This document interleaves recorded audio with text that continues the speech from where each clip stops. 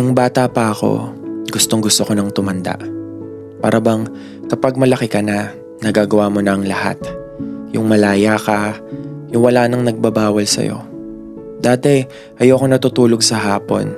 Ayoko inuutusan ako. Ayoko magpahinga kasi gusto ko lang yung maglaro sa labas.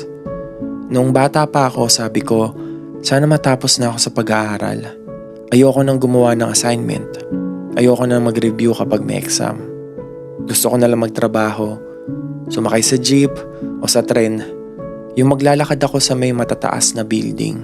Yung magagawa ko na yung gusto ko na walang pipigil. Pero ngayong matanda na ako, parang gusto ko na lang palang maging bata.